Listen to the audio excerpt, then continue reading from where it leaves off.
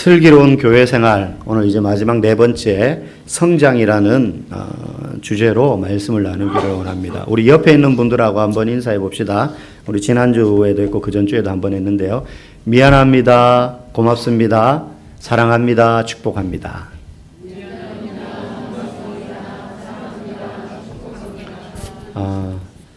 매주 만나면 앞으로 그냥 대뜸 미안합니다 이러면 이상하잖아요. 이 말은 인사 많이 하라는 겁니다. 서로 안녕하세요. 한 주간 잘 지내셨습니까? 어떻게 지내십니까? 요즘 어떠세요? 몸은 좀 괜찮으십니까? 그렇게 인사 많이 하고 어지간하면 내가 배려하고 양보하고 그렇게 이제 하자는 거거든요. 미고사축 여러분 꼭 기억하시기 바랍니다. 여러분 교회가 얼마나 중요하냐 생각할 때 저는 목사로서 여러 교회를 저는 이제 사역 때문에 다녀봤습니다. 저희 모교에서도 사역해봤고 제가 처음 사역했던 제가 25살 때부터 이제 전도사 사역을 했던 것 같아요. 그때는 이제 총각되었는데 한 100여 명 정도 되는 동네 안에 있는 작은 교회였고 목사님과 부목사님 한 분 계시고 저 이렇게 이제 뭐 작은 교회니까 안 해본 거 없이 주일학교부터 중고등부, 청년부, 찬양인도, 중창단, 차량 운전 하여튼 할 수 있는 일은 다 했습니다. 그러면서 이제 사역을 배우기 시작했고 또 여러 교회를 이제 사역지를 옮겨 다니면서 이렇게 많은 성도들을 다양하게 만납니다. 그런데 교역자는 사역 때문에 어쩔 수 없이 교회를 옮겨야 될 때가 있습니다. 그죠? 뭐 3년에 한 번씩 옮기든지 또 오래 있다가 옮기든지 옮기게 됩니다.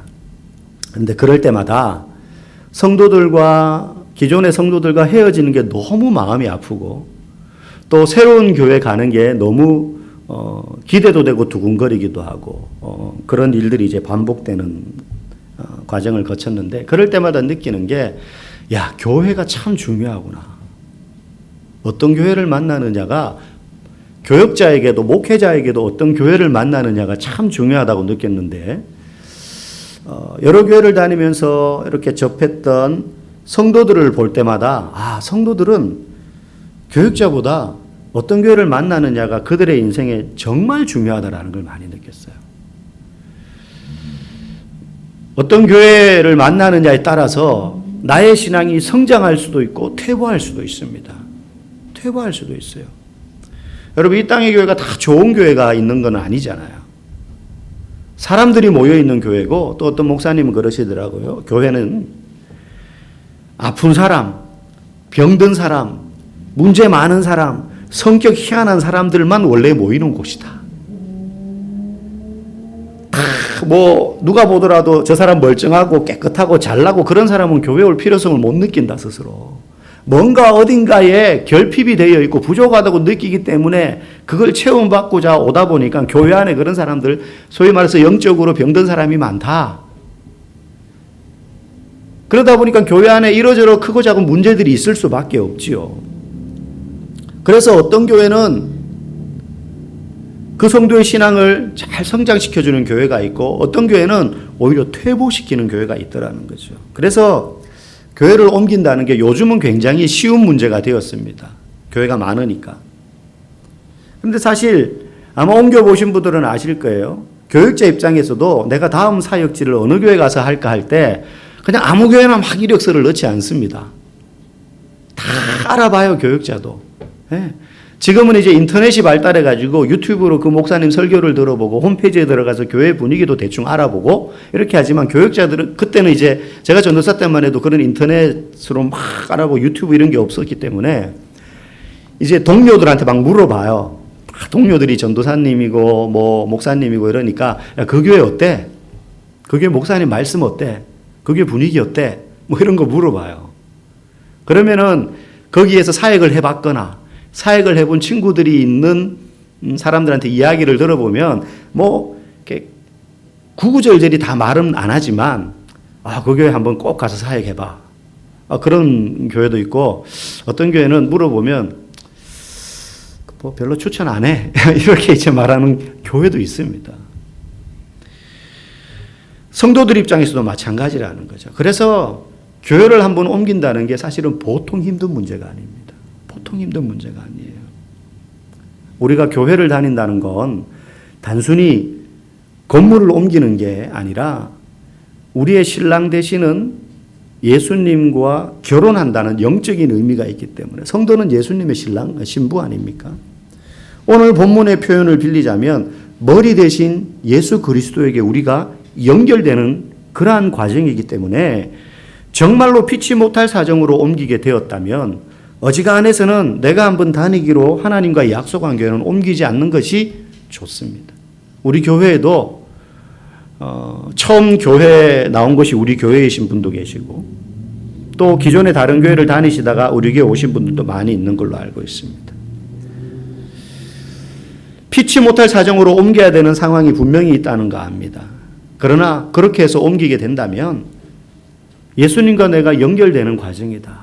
이 사실을 여러분 꼭 기억하시기 바랍니다. 그러면 어떤 교회가 좋은 교회냐라고 제게 묻는다면 여러 가지로 설명할 수 있겠지만 성경 말씀을 들어서 한마디로 이렇게 말할 수 있을 것 같아요.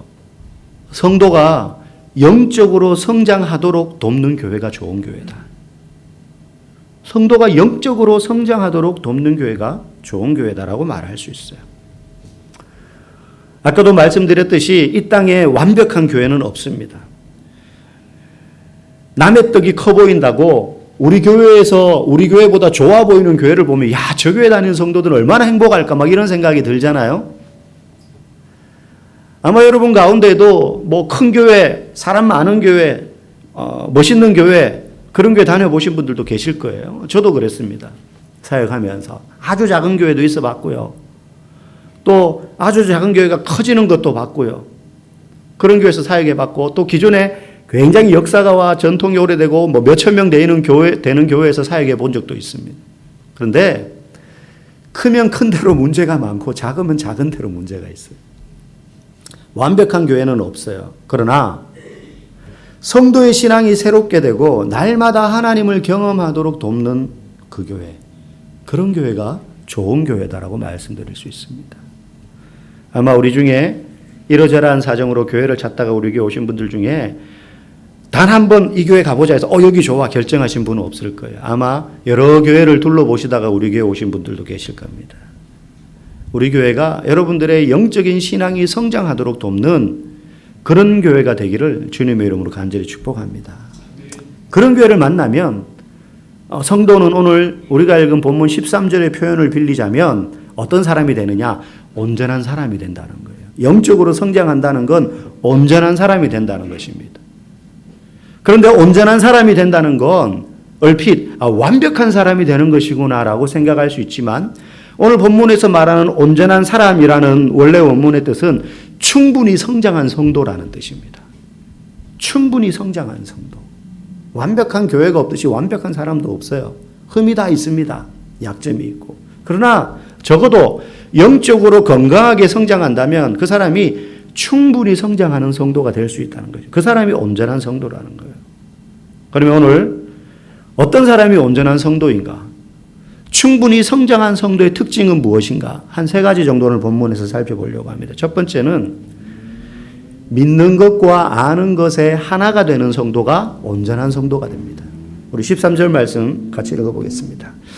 우리가 다 하나님의 아들을 믿는 것과 아는 일에 하나가 되어 온전한 사람을 이루어 그리스도의 장성한 분량이 충만한 데까지 이르리니. 여기 보니까 하나님의 아들, 그러니까 예수님을 말하는 거죠. 예수 그리스도를 믿는 것과 아는 일에 하나가 되는 성도. 내가 예수님에 대해서 알고 있는 지식과 그 지식을 믿는 것이 일치해야 된다는 것이죠.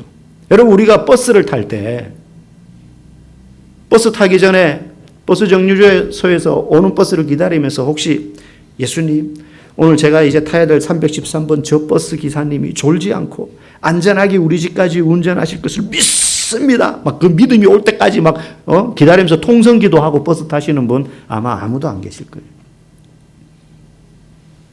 그냥 믿는 거예요. 저분이 운전기사라는 사실을 알고 또 저분이 안전운전할 것을 그냥 믿는 거죠.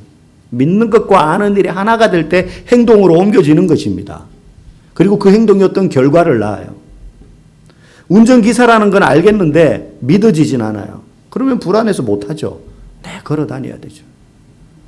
교회 다니다 보면 어느 정도 시간이 지나면 예수님이 어떤 분이시다라는 사실을 저절로 알게 돼요. 그러나 그 지식만으로 우리가 종교적인 열심만으로 우리가 영적으로 성장하는 것이 아닙니다. 예수님에 대해서 알 뿐만 아니라 잘 알아야 되지만 그게 먼저지만 내가 안 그 예수님을 안 그대로 믿어야 되는 것이죠. 믿어야 되는 것이죠. 여러분 믿음이라는 게 내가 뭔가 열심히 한다고 해서 그 사람 믿음 좋다라고 말할 수 없어요. 만약에 내가 열심히 종교적인 행동을 했어요. 그렇게 해서 믿음이 좋다라고 말할 수 있다면 여러분 무당 앞에 가가지고 굿하는 사람들 1,000만 원, 2,000만 원씩 내고 굿하는 사람들 그 사람들 굿하면요 밤새도록 굿을 하기도 합니다. 밤새도록 그 앞에서 비는 거예요. 한 번에 2,000만 원씩 1,000만 원씩 내고 얼마나 열심입니까? 열심으로 비하자면 우리보다 더 열심이에요. 여러분 밤새도록 잠도 안 자고 교회 와가지고 서서 앉지도 않고 그렇게 기도할 수 있습니까? 여러분 헌금 1,000만 원, 2,000만 원씩 하면서 그렇게 할 수 있어요? 못해요. 그렇다 그래가지고 그 사람들 보고 믿음이 좋다라고 말하지 않잖아요. 예수님에 대한 우리의 지식과 그리고 내 행동이 믿음이라는 건 실제로 내가 알고 있는 대로 행동하느냐를 말하는 거거든요. 예수님이 내 인생의 모든 문제의 해답이 되십니다라고 들어서 알고 있다면 실제 인생에 문제가 닥쳤을 때 다른 데 가서 해답을 찾으려 하지 않고 예수님께 나와서 무릎 꿇고 기도하는 것이 내가 아는 것과 믿는 것이 일치한다는 거예요. 예수님이 내 인생의 모든 문제의 해답이십니다라고 머리로는 아는데 실제 어려움이 딱 닥치면 예수님은 생각도 안 하고 엉뚱한 데 가가지고 내가 도움을 구하고 찾는다면 믿는 것과 아는 것이 일치하지 않는 것입니다. 다시 말하면 그 사람은 어린아이와 같은 성도라는 거예요. 충분히 성장하지 못한 성도라는 거예요. 그래서 예수님에 대한 지식과 믿음이 일치하는 사람은 어떤 삶을 살게 되느냐? 14절 말씀 시작. 어린아이가 되지 아니하여 사람의 속임수와 간사한 유혹에 빠져 온갖 교훈의 풍조에 밀려 요동하지 않게 된다는 거예요. 믿는 것과 아는 것이 일치하지 않으면서 교회 다니는 사람은 어린아이와 같다는 거예요. 그런데 그게 일치하는 성도는 사람의 속임수와 간사한 유혹에 빠져서 요동하지 않게 된다는 것입니다. 그래서 믿음 좋은 사람은 어떻게 알 수 있느냐? 평상시에는 모르다가 그 사람에게 어려움이 닥쳤을 때 저 사람이 어떻게 행동하느냐를 보면 믿음이 있구나 저분. 그걸 아는 거예요. 우리 주변에 보면 신앙생활 잘하다가도 한 번씩 크고 작은 어려움에 처하게 되고 그러다가 소위 실족, 넘어지는, 영적으로 넘어지는, 마음에 낙심하게 되는 그런 경우들이 있습니다. 왜 그렇습니까? 믿는 것과 아는 것이 따로 놀았던 거예요. 자기는 몰랐는데 어려움을 당해보니까 그게 드러나는 거죠. 믿음이 없다는 한 가지 이유로 그 사람이 시험에 넘어졌다라고 고난당할 때 모든 것을 다 포기해버렸다고 그렇게 설명할 수는 없지만 우리가 시험에 빠지지 않도록 가장 큰 힘이 되는 원동력은 믿음이기도 합니다. 믿음. 왜냐하면 믿음은 나무로 따지면 뿌리와 같은 것이기 때문에 뿌리가 넓게 길게 내려진 나무는 비바람이 불어도 태풍이 몰아쳐도 위에 나뭇잎은 우수수 떨어질지 모르나 나무 자체는 쓰러지지 않기 때문이에요. 여러분 여기에 문제의 본질이 있습니다. 교회 생활을 열심히 하지 않아서가 아닙니다. 헌금을 안 해서가 아닙니다. 성경 지식이 없어서가 아니라 단지 내가 들은 그 말씀을 믿지 못하기 때문에. 성도들 중에도 그래서 입만 무성한 분들이 있습니다. 분명히 있습니다. 교회를 오래 다녀가지고 멀리서 보면 울창한 나무 같은데 그 안에 들어가면 열매는 하나도 없어요. 그냥 보면 믿음 있어 보이고 그럴듯해 보이는데 교회 생활 돌아가는 거 다 알아서 뭔가 열심히 잘하는 것 같은데 입만 무성히 키우는 데 집중한 나머지 뿌리를 깊게 내리지 못한 나무 같아서 열매는커녕 바람이 불면 넘어지는 나무. 그런 사람이 있습니다. 14절 말씀에 사람의 속임수와 간사한 유혹. 이런 건 우리에게 늘 가까이 있어요. 뭐 대단한 게 아닙니다. 이 간사한 유혹이라는 게. 토요일이 되면 약속이 생겨요. 가족 모임, 여행, 미뤄온 일들, 만남. 아, 이번 아니면 언제 하냐. 주일은 매주 오지만 이거는 오랜만에 이렇게 잡힌 약속 아니냐. 또 피곤하니까 다음 주에 가고 이번 주는 한번 제끼자. 주일 한번 쉬자. 내가 목사도 아니고 매주 어떻게 다 가냐. 좀 더 자자, 좀 더 졸자. 성경은 뭐라고 합니까? 그러면 여러분의 영적 가난이 도둑같이 찾아온다고 그랬어요. 모태신앙으로 한 번도 교회를 떠나본 적이 없는 한 집사님이 계셨습니다. 모태신앙이. 그런데 회사 당직, 친척 결혼식, 가족여행 이게 연달아 어떻게 생기는 바람에 3주 동안 교회를 못 나오게 되었어요. 그리고 3주 지나고 나니까 그 여파로 피곤하다. 이번 한 주만 더 쉬고 한 달 딱 채우고 가자. 그래서 한 주를 더 쉬었어요. 한 달을 쉬었습니다. 한 달 만에 교회에 이제 주일날 나왔는데 아무도 그분이 한 달 만에 교회에 나왔는지 몰라서 아는 체를 안 한 거예요. 알았어요. 집사님 어떻게 몇 주 동안 안 보이시더니 어떻게 해요? 무슨 일 있었어요? 이렇게 물어했어야 되는데 아무도 그걸 묻지를 않은 거예요. 이분이 그게 마음이 상한 거예요. 참 희한하죠. 아무도 그에게 돌을 던지지 않았는데 혼자 맞았어요. 이제 어쨌든. 그에게 아는 체를 안 해서 이분이 마음이 상한 거예요. 내가 한 달이나 안 나왔는데 내가 이 교회 터줏대감인데 모태신앙인인데 내가 한 달을 안 나와도 어떻게 아무도 아는 체를 안 해. 그래서 두고 보자는 마음으로 한 달을 더 안 나왔어요. 그 사이에 다락방 순장님과 또 교구 목사님이 연락을 했어요. 그런데 이미 그분의 마음에 두고 보자. 이 마음이 이제 딱 자리 잡았기 때문에 쉽게 마음이 열리지 않고 2달이 더 지나가서 총 4달이나 되어서 시간이 지났는데 이분의 마음이 이제 교회에서 멀어진 거예요. 그 후에 이분이 10년간 교회를 나가지 않았다고 합니다. 10년간. 대단한 어려움과 고난이 온 것도 아니에요.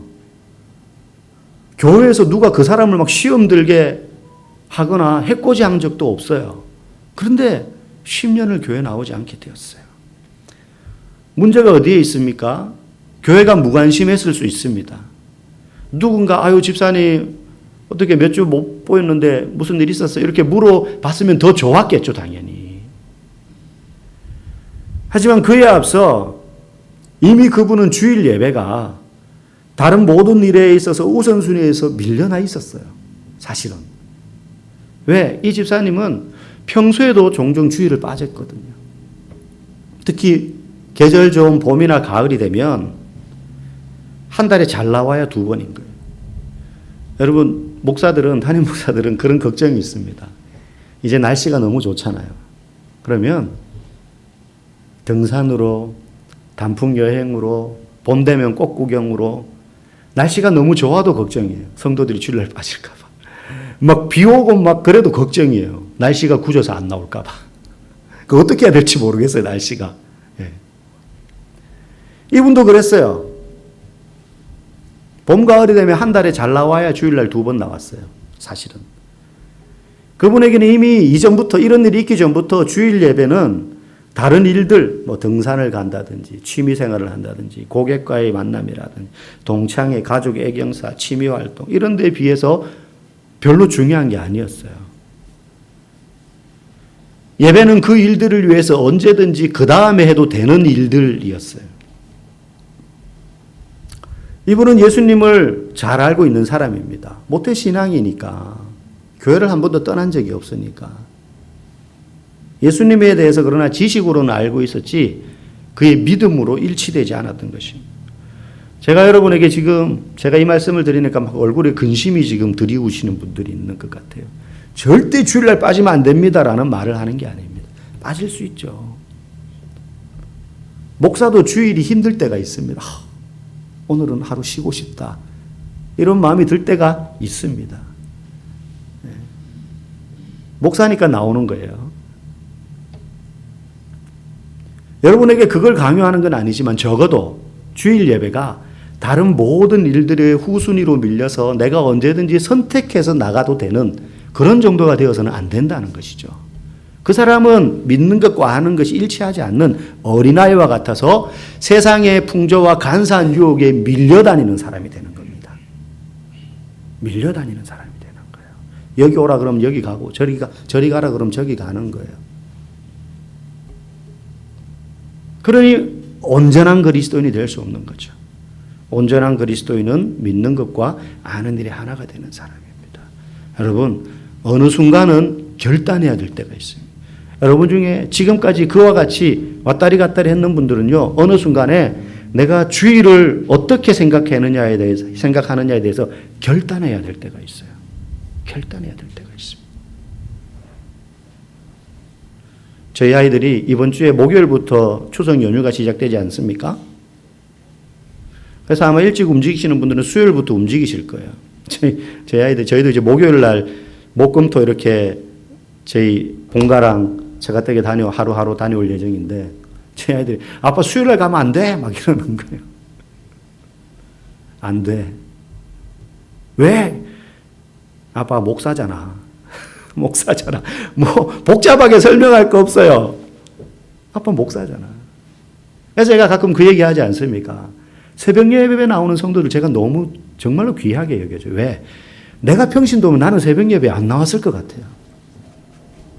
목사니까 나오는 거예요. 직분이 그래서 중요합니다. 아니 뭐 새벽 예배, 금요 예배, 수요 예배 성경에 있습니까? 없거든요. 한국 교회 전통이에요, 그냥. 그래서 요즘에는 새벽 예배나 수요 예배 안 하는 교회도 많아요. 점점 많아져요. 세상살이가 그렇다 보니. 그럼에도 불구하고 온전한 성도는요, 믿는 것과 아는 일이 하나가 때문에 그렇게 하는 거예요. 두 번째 온전한 성도는 어떤 사람이냐? 복음을 전하는 사람이 온전한 성도입니다. 오늘 15절 말씀 보면 이런 말씀이 있습니다. 오직 사랑 안에서 참된 것을 하여 범사에 그에게까지 자랄지라. 여기서 참된 것이라는 말은 참된 말이라는 의미예요. 그리스도인에게 참된 말은 복음입니다. 그래서 참된 것을 한다라는 건 복음을 전한다는 뜻이에요. 오직 사랑 안에서 복음을 전하여 범사에 그에게까지 자랄지라. 어떤 성도가 온전한 성도가 되느냐? 복음을 전하는 성도가 온전한 성도예요. 복음을 전하지 못하면 어린아이와 같은 성도, 아직 자라지 못한 거예요. 여러분, 운동선수가 운동을 열심히 해야 성장하는 것처럼 성도의 본업은 복음을 전하는 것입니다. 그래야 성장합니다. 중요한 건 사랑 안에서 전해야 돼요. 사랑 안에서. 세상이 우리에게 가르치는 거짓말이 있습니다. 힘이 있어야 돼. 네가 세상에서 성공해야 돼. 예수 믿는 사람이 잘 살아야 전도도 잘 되지. 거짓말입니다. 그렇게 따지면 부자, 대기업 다니는 사람, 서울대 졸업한 사람, 강남 사는 사람, 그런 사람에 하나도 해당되지 않는 우리처럼 옥길리에 사는 사람들은 전도 못하는 것입니까? 아닙니다. 네가 좋은 대학 나와야지 나중에 성공해서 그래야 전도도 잘 되지라고 혹시 가르치는 부모님들 우리 가운데 없었으면 좋겠어요. 그러면서 애들을 주일날 교회로 안 보내고 학원으로 보내요. 새빨간 거짓말입니다. 안 그런 분도 있겠지만 이런 말 하는 사람은요, 거진다. 예수님 파리해서 자기 소원 이루려고 하는 사람들이에요. 이런 게 기복신앙입니다. 오늘날 교회들도요, 우리 교인들 중에 판검사도 나오고 석박사도 나오고 대학 교수도 나오고 의사들이 많이 나와야 됩니다. 그래야 하나님께 영광을 돌리고 전도도 잘 되는 것입니다. 라고 설교하는 분들이 있습니다. 무슨 의도로 그런 말씀 하시는지는 저도 알아요. 그 속 깊은 의도. 그런데 이게 자칫 잘못하면 예수 믿어서 성공해야지 된다. 이렇게 받아들여요. 아닙니다. 예수님의 제자들 다 무식하고 당시에 소외받던 갈릴리 촌구석의 천민들이었습니다. 예수 잘 믿는 사람은 예수 잘 믿는 것이 우선이지 세상에서 성공하는 게 목적이 아닙니다. 제자들 중에 부자 된 사람 아무도 없고 멀쩡하게 죽은 사람 아무도 없습니다. 다 비참하게 죽었습니다. 예수 믿는 사람은 예수 잘 믿는 게 먼저예요. 우리의 믿음이 진짜 힘을 발휘할 때가 언제냐, 세상에서. 교수 되고 판사 되고 높은 자리에 올랐을 때가 아니라 어떤 상황 속에서도 사랑으로 그 진리를 살아낼 때, 아무도 알아주지 않는데도 사랑으로 사람들을 대하고 내가 예수 그리스도에 대하여 아는 바대로 믿음으로 살아낼 때, 그때 그 사람이 온전한 성도가 되는 것이고 믿음이 힘을 발휘하는 것을 여러분 믿으시기 바랍니다. 세 번째, 마지막으로 어떤 사람이 온전한 성도냐? 온전한 성도의 특징은 연결되어 있는 삶을 사는 사람입니다. 서로 연결되어 있는. 아까 우리 권사님도 그런 기도 하셨는데요. 16절 말씀 우리 마지막으로 읽어봅시다. 그에게서 온몸이 각 마디를 통하여 도움을 받음으로 연결되고 결합되어 각 지체의 분량대로 역사하여 그 몸을 자라게 하며 사랑 안에서 스스로 세우느니라. 도움을 받음으로 연결되고, 연결된다는 말은 서로 돕는다는 말이에요. 여러분, 신앙생활은 절대 혼자 하는 것 아닙니다. 코로나 기간에 모일 수 없어서 온라인으로 영상으로 교회를 이제 예배를 드리는 그게 이제 보편화가 되었습니다. 근데 지금 이제 모일 수 있잖아요. 근데 그게 편해서 그렇게 앉아서 이 교회 저 교회 자기가 듣고 싶은 목사님 설교 말씀을 막 들으면서 현장의 교회는 안 나가는 분들이 아직도 많은 걸로 알고 있습니다. 절대 그렇게 해서 온전한 성도가 될 수 없어요. 아무도 우리는 혼자 잘할 수 없습니다. 여기 보면 온몸이 마디를 통하여 도움을 받음으로 연결되고 그리고 자라간다 그래요. 온몸이 연결된 마디들이 있지 않습니까? 손목이 있고 어깨가 있고, 그죠? 이렇게 연결되어야 골고루 자라가요. 여러분, 한쪽 다리만 유독 길게 자란 사람은 똑바로 걸을 수 없습니다. 골고루 자라야지 되는 거예요. 그러려면 연결되어 있어야 돼요. 연결되어 있어야 돼요. 교인 중에 외로운 자가 보인다. 그냥 두면 안 돼요. 저분은 밥 먹을 때 혼자 앉아 있다. 식판 들고 가는 거예요. 잘 몰라요. 묻고 이야기하고, 저 사람이 혹시 나를 이상하게 생각할지 모르지만, 결석하신 분, 우리 교회 오늘 처음 나오신 분, 왔는데 보니까 우리 교회는 성도가 많지 않으니까 누가 오늘 처음 나오신 분인지 딱 보면 알아요. 그러면 처음 나왔네? 그러고 가지 말고 인사하세요. 안녕하세요. 이 교회 누구누구 집사입니다. 권사입니다. 오늘 처음 나오셨죠? 반갑습니다. 잘 오셨습니다. 목사님, 저는 성격이 내성적이라 그런 거 못해요. 여러분, 예수님 제자들은 전부 다 외향적인 사람들인 줄 아십니까? 아닙니다. 외향적인 사람만 복음 잘 전하고 믿음이 자라나요? 그렇지 않습니다. 나이 많으신 분, 과부, 혼자 교회 다니시는 성도, 그런 분들을 우리가 더 돌아보고 생각할 수 있어야 되는 거죠. 그게 연결되어 있는 겁니다. 도움을 받음으로 연결되고, 도움을 받음으로. 도움 받는 걸 자존심 상한다고 생각하지 마십시오. 도움 주는 걸 내가 저 사람보다 우월해서 혜택을 베풀어 준다고도 여기지 마시고, 도움 주고 받는 것을 당연하게 여겨야 됩니다. 그게 교회입니다. 아무런 조건과 대가 없이 도와주는 것입니다. 도움받을 때 그걸 부끄럽게 여기지 않는 것입니다. 당연하게 받아들이는 것도 아니지만 감사함으로 도움받는 것입니다. 교회는 그런 것입니다. 세상은 내가 도와줬으면 너 이거 기억해야 돼. 내가 어려울 때 너도 도와줘야 돼라고 생각하지만 교회는 그런 것이 아닙니다. 도움을 받음으로 연결되어 있는 것입니다. 그래야 같이 자랍니다. 같이.